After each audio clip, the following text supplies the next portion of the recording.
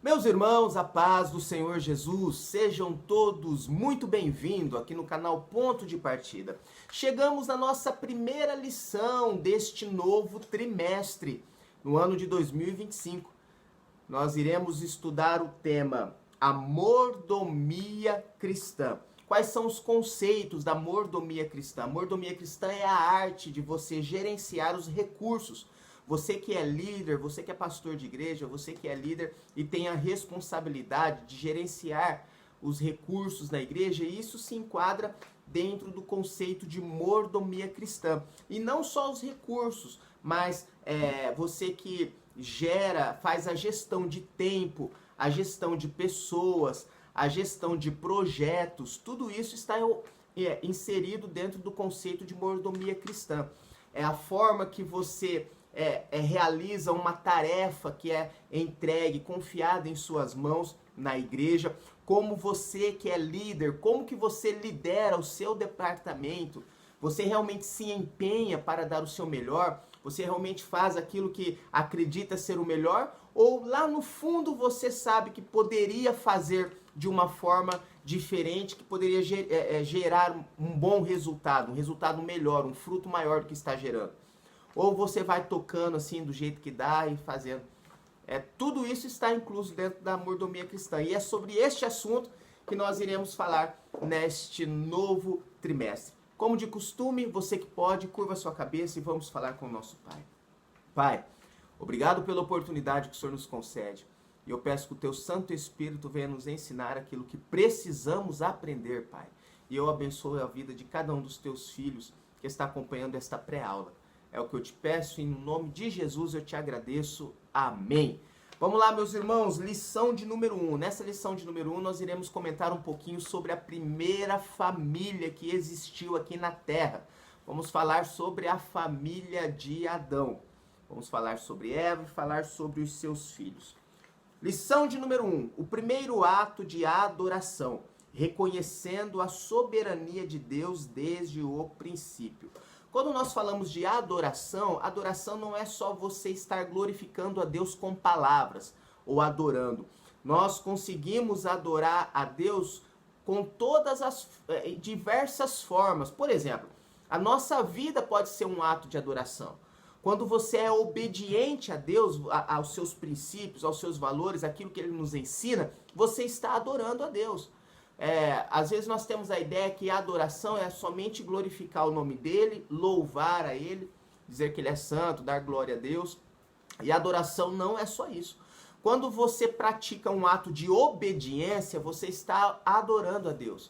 Quando você recusa uma oferta que sabe que essa oferta não agradaria a Deus, você está adorando ao Senhor. Quando você recusa um convite, quando você mortifica a sua carne para alegrar o seu espírito e fortalecer o seu espírito, isso é um ato de adorar a Deus.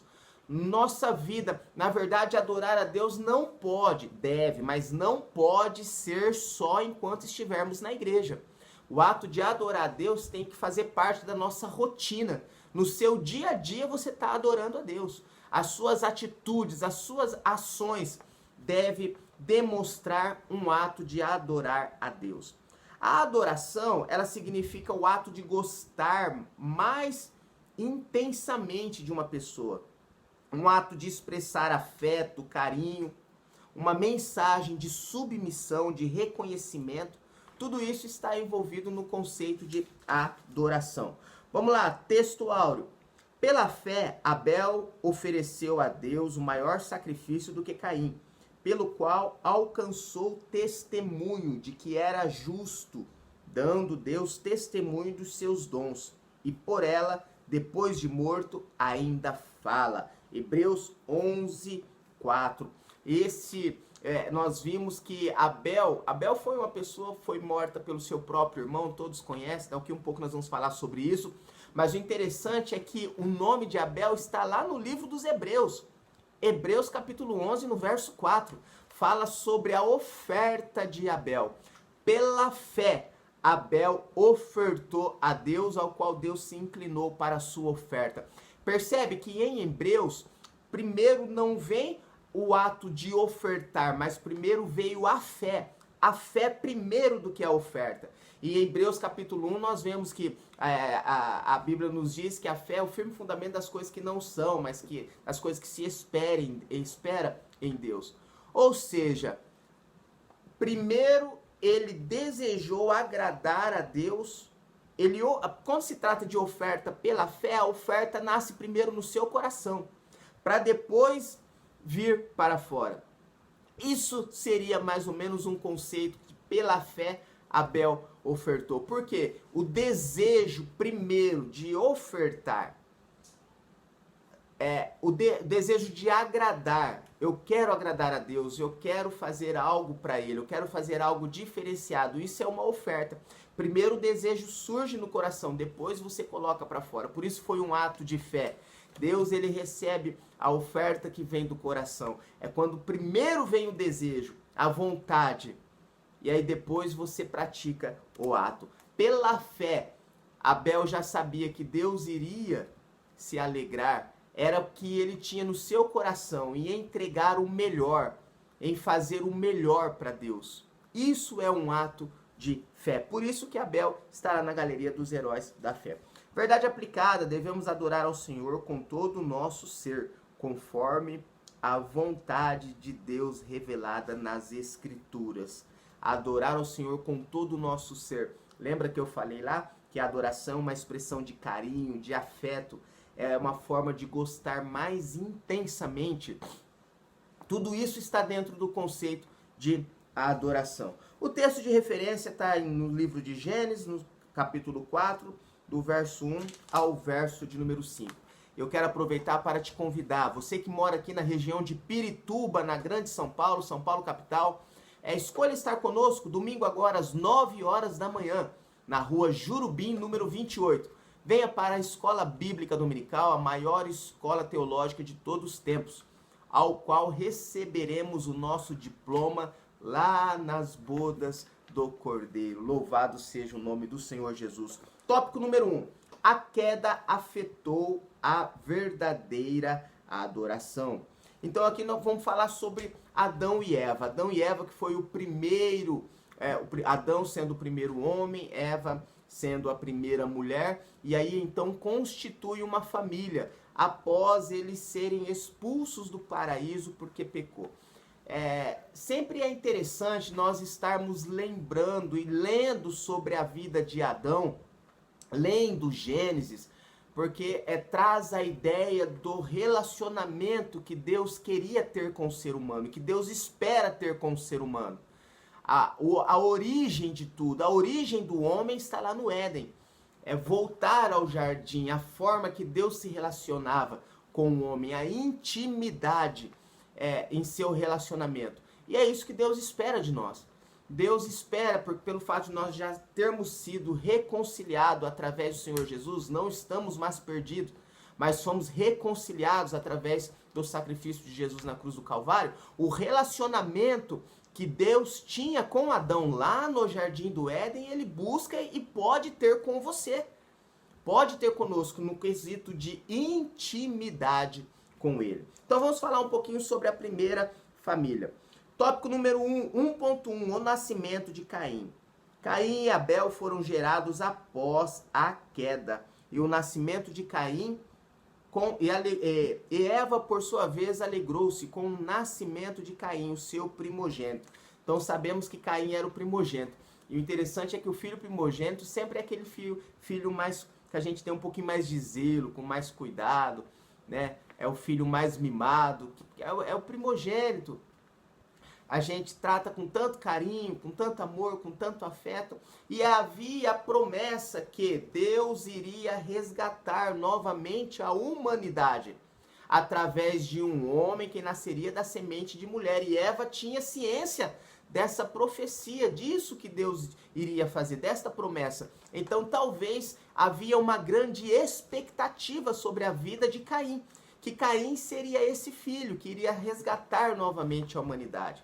Mas infelizmente ele foi a que trouxe mais tristeza, o que trouxe mais tristeza para a sua família. Agora você imagina a frustração de uma mãe que espera que o seu filho seja aquele que resgate que traga de novo a humanidade, que gera traz de novo essa aliança que foi rompida. Havia uma grande expectativa. E aí no decorrer da história nós vimos que ele, infelizmente, traz, acredito eu, ser a maior tristeza para aquela família, quando um filho assassina o outro filho. 1.2, a oferta que Deus rejeita. Naquele tempo, eles adoravam ao Senhor ofertando parte de sua produção. Caim premeditou a morte de Abel. Então, a ideia antigamente, eles ofertavam a primícia da sua produção. A melhor hortaliça, o melhor fruto, o melhor... a melhor colheita. E como Abel tomava conta do campo e Caim tomava conta do gado, Abel veio e ofereceu a Deus, Caim tomava conta dos legumes, da plantação, e Abel tomava conta do gado. Então, quando chega o momento de ofertar, e naquela época a adoração, o culto que eles ofereciam a Deus era através da oferta. E aí a Bíblia nos fala que Abel ofereceu o seu de melhor e Caim ofereceu aquilo que não era o seu melhor. Mas tudo isso nós vimos já aqui no texto. Primeiro veio a fé, o desejo. Nós, quando falamos de oferta e ofertar o melhor, não está falando de valores daquilo que é ofertado, mas a gratidão em você ofertar. O desejo, porque quando você quer fazer o melhor, quando você quer ofertar a Deus pelo fato da adoração, entendendo que a adoração é aquilo que é a expressão máxima de carinho e de afeto, você não vai querer ofertar àquela pessoa algo ruim, porque você a ama. Então, se você ama a Deus, você tem que ofertar algo bom, ofertar o seu melhor, porque você simplesmente o ama. Então, por isso que nós sempre falamos aqui, oferte o seu melhor. Não em termos de valores, mas aquilo que está dentro de você. E foi isso que Deus viu. Deus não se atentou porque o gado era melhor ou porque a hortaliça, o fruto não era de boa qualidade, mas aquilo que estava no coração. O desejo. Lembra da oferta da viúva que só tinha 2 pequenas moedas? E quando ela colocou ali no local onde recolhia a oferta, no gasofilaço, Jesus disse, ela foi a que ofertou, a maior oferta de todos foi a dela, porque ela deu tudo o que tinha. Não era em relação a valores, mas no que estava dentro do coração. Quando você louva a Deus é um ato de oferta. Quando você glorifica a Deus é um ato de oferta. Quando você toca algum instrumento para o Senhor, você está ofertando a Deus. Por isso devemos fazer o melhor, aquilo que está dentro do nosso coração. 1.3, a oferta que agrada a Deus. Abel ofertou das primícias do seu trabalho, movido por fé e por um caráter justo. Por fé e caráter justo. Ou seja, eu sei que isso é o melhor. Esse caráter justo aqui não é você querer enganar a Deus. Não é você pegar e falar assim, eu vou dar isso, ofertar ao Senhor, Pai, isso daqui, porque isso é o melhor, sendo que não é. Ananias e Safira. Lembra? Foi ofertar a Deus e não era o seu melhor. Não estava com um caráter justo.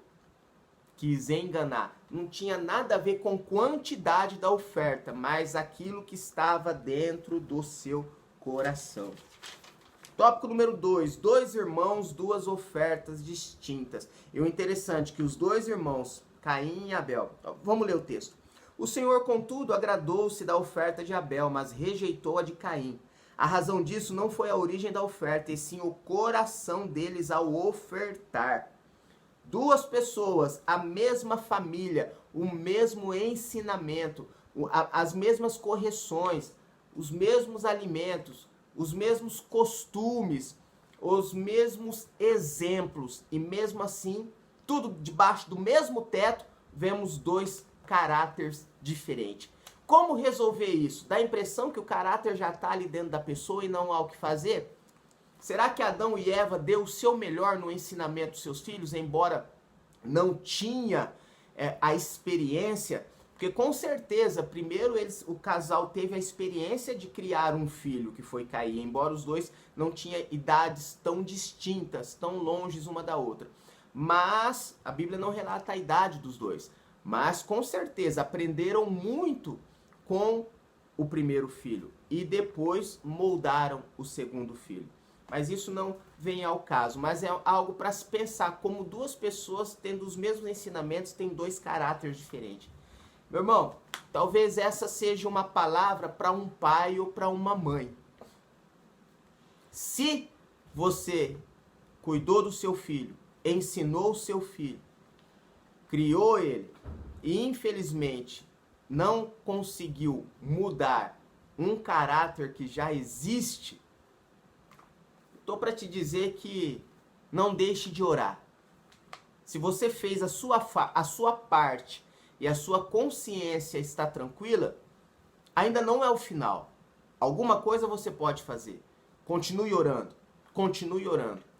Porque Deus, ele pode mudar o caráter. O Senhor Jesus muda o caráter de qualquer pessoa. Talvez ainda não houve um novo nascimento na vida deste teu filho, dessa sua filha. Você ensinou tudo, mas ainda não mudou o caráter porque não houve o ensinamento. Então eu quero te dar aqui um conselho. Você que é pai e mãe, continue orando, porque o Deus que nós servimos pode mudar o caráter de qualquer pessoa. Tópico 2.2. O caminho da adoração. Como declarado pelo profeta Isaías, mas as vossas iniquidades fazem divisão entre vós e o vosso Deus, e os vossos pecados encobrem o seu rosto de vós, para que vos não ouça. Meu irmão, o perigo de ofertar, de querer trabalhar, de fazer alguma coisa para o Senhor, vivendo na prática do pecado conscientemente, ou pecado premeditado. Vou falar um pouquinho sobre isso também. Pecar, todos nós pecamos. É inevitável é impossível nós passarmos um dia e não pecar em nada. Chegar a essa estatura de varão perfeito. Quando chegar isso, meu irmão, Deus te leva para o céu. Pode ter certeza. Chegou na estatura de varão perfeito, opa, vem para cá. Elias chegou num nível que Deus tomou para si. Enoque chegou num nível que andava com Deus e Deus tomou para si. Então, quando um homem alcançar essa estatura, ele já não fica mais aqui na terra. Deus toma para si. Se você está aqui ainda, é porque tem alguma coisa para você fazer e algumas coisas para você melhorar. Agora, antes de ofertar, antes de falar com o seu Deus, peça sempre perdão. Chega pedindo perdão.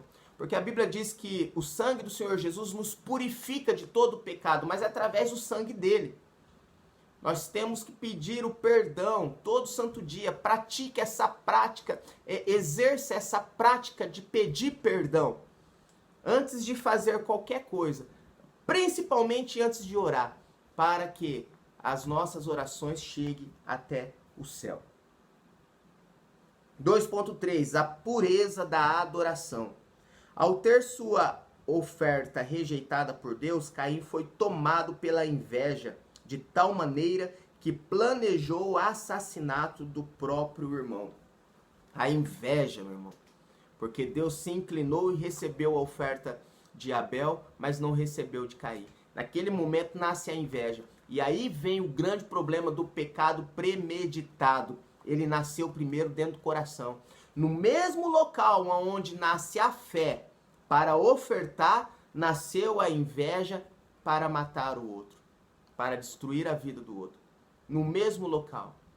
Meu irmão, o pecado premeditado, aquele que você pensa antes de fazer, aquele que você elabora, aquele que você cria um método, faz uma estratégia para poder cometer aquele pecado. Ei, meu irmão, existem pecados que acontecem, que erra, que é sem estar premeditado. Mas aquele que é premeditado, meu irmão, peça a Deus misericórdia. Espírito Santo, nos perdoe, tem misericórdia. Peça perdão a Deus todos os dias. E o tópico número 3, a oferta agradável a Deus. Abel, um adorador por excelência. Abel foi um homem reto, que ofereceu a Deus o primeiro carneirinho nascido no seu rebanho. Ele o matou e ofereceu as melhores partes do Senhor, que se regozijou com a oferta. E aí os irmãos, lembra lá que no Antigo Testamento sempre tinha os sacrifícios que eram feitos como oferta agradável a Deus, sempre pegavam um cordeirinho, pregavam o primeiro animal, e aí lá no livro de Êxodo, Moisés fala, ele dá as instruções corretas para quando for oferecer um sacrifício a Deus. Tudo isso já vem da história de Abel, porque Abel ofereceu com essas características e Deus aceitou. Por isso que Moisés fala, e nós vimos lá no Antigo Testamento, a cultura do povo de Israel em oferecer sacrifício a Deus, porque era a forma de adorá-lo. Então, por que nós vimos que as pessoas lá no povo de Israel, eles ofereciam sacrifício? Era a forma de adorar, desde os primórdios, dos seus ancestrais, melhor dizendo, né? Desde Abel. Vamos lá, 3.2, Abel, um homem de fé. A fé moveu Abel a oferecer um sacrifício que agradou a Deus, fato que o colocou na galeria dos heróis da fé.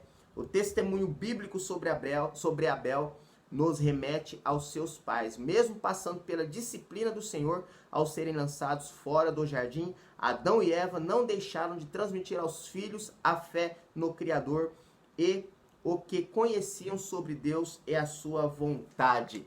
Exatamente, outro ponto fantástico desta lição. Adão e Eva, quando eles foram expulsos do jardim, eles poderiam escolher virar as costas para Deus, não adorá-lo, não reverenciá-lo. Poderia escolher, olha, o Senhor nos tirou de onde nós vivíamos, então agora nós não vamos mais te seguir, vamos partir para outra coisa, para outros deuses. Mas não, permaneceram fiéis naquilo que aprenderam, naquilo que foram chamados. Permaneceu firme, fazendo o que Deus confiou em suas mãos, cuidar da terra e cuidar da família. E mostrou a Abel e a Caim como adorar ao verdadeiro Deus que fez os céus e a terra. Meus irmãos, transmita aos seus filhos aquilo que você possui. Ensina os seus filhos no caminho que deve andar. Se alguém estiver com um caráter duvidoso, não deixe de orar, não deixe de perseverar. Continue firme, crendo que Deus pode mudar o caráter e você colherá os frutos desta oferta que você plantou na vida dos teus filhos, da tua casa, da tua família, em nome do Senhor Jesus. Deus abençoe você, o seu lar, a sua casa e até a nossa próxima pré-aula. Querendo Deus, Deus te abençoe.